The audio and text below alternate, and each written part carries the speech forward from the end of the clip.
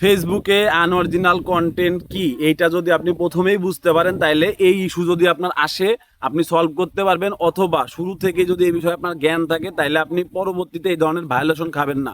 Violation বলতে শাস্তি আর কি, হ্যাঁ, ফেসবুক থেকে আপনাকে শাস্তি দিবে, মনিটাইজেশনটা তুলে নিবে আনঅরিজিনাল কন্টেন্ট ভায়োলেশন দেখায়। তো আনঅরিজিনাল কন্টেন্ট কেন আসে?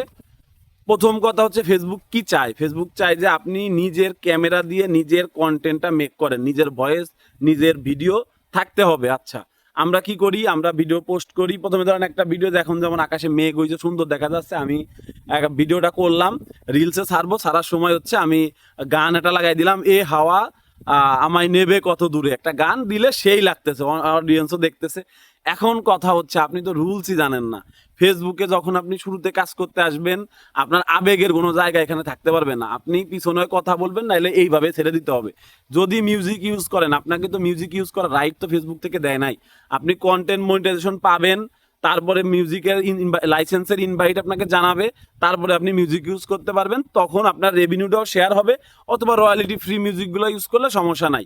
তো যেহেতু এখন আপনি আনঅরিজিনাল কন্টেন্ট যদি আপনার চলে আসে, সেই ক্ষেত্রে যেটা করতে হবে, যেই ভিডিও যদি এমন হয় যে আপনি রিয়েল কন্টেন্টই বানায়, কোনো মিউজিক টিউজিক ইউজ করেন না, কিন্তু আপনার একটা ভিডিওতে আপনি মিউজিক ইউজ করছেন, তাহলে বুঝতে হবে ওই ভিডিওটা ডিলিট করতে হবে। যদি 20টা ভিডিও বানিয়ে ফেলেন তাহলে 20টা ভিডিও ডিলিট করতে হবে। এখন ঝামেলা কোথায়?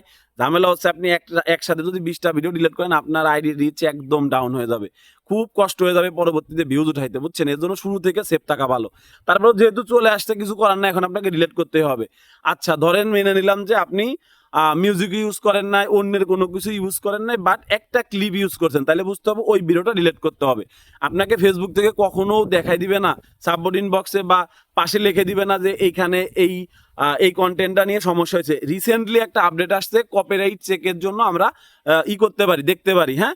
তো এটার পুরোপুরি এখনো বোঝা যাচ্ছে না টোটাল বিষয়টা, কিছুদিনের মধ্যে বোঝা যাবে। এটা কিন্তু ভালো, কিন্তু যাদের অলরেডি আনঅরিজিনাল কন্টেন্ট চলে আসছে, আপনারা সলভ করার একটাই পদ্ধতি, যেই ভিডিওগুলোতে ইস্যু মনে হবে, যেগুলোতে অন্যের কোনো কিছু ইউজ করছেন, ওইগুলা ডিলিট করবেন, রেগুলার লাইভ করতে থাকবেন, ঠিক আছে? লাইভ করলে সিস্টেম থেকে তাকে হচ্ছে দ্রুত সম্ভব এই ইয়েটা মানে ঠিক করে দেয় আর কি।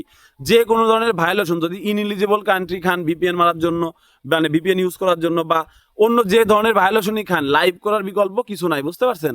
আর হচ্ছে সবসময় আপনারা ট্রাই করবেন রুলস জেনে কাজ করেন। ডুয়েট ভিডিও করলে ডুয়েট ভিডিওর প্রপার রুলসটা জানবেন, ভয়েস ওভারের কাজ করলে ভয়েস ওভারের প্রপার রুলসটা জানবেন, ঠিক আছে? এই রুলসগুলো জেনে দেন আপনি ইউজ করবেন। এখানে যদি ভায়োলেশন খান, আমি ভায়োলেশন খেয়েছি বলে আমি জানি, ফেসবুকের সাপোর্ট থেকে একটা কথা বলে, ভায়োলেশন যেহেতু আপনি খাইছেন, আপনি যদি ভিডিও এখন ডিলিট করেন, আমরা কিন্তু এখনই সিস্টেম থেকে করবো না, মানে ওরা ম্যানুয়ালি কখনো করতে চায় না, বুঝতে পারছেন? আপনাকে ওদের সিস্টেমের মধ্যে ফালাইয়ে তারপরে হচ্ছে এটা সলভ মানে আপনাকে করতে হবে।